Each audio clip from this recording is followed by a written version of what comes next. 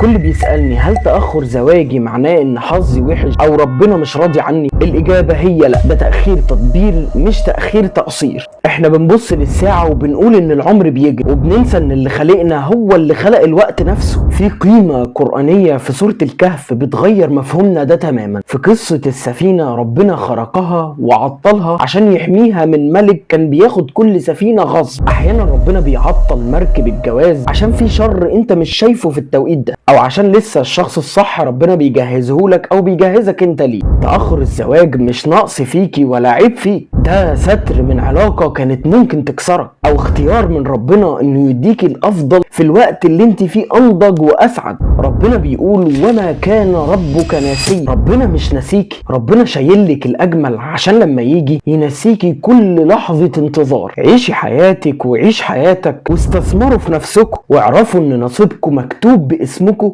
وهيوصل لكم في افضل واحسن توقيت ليكم.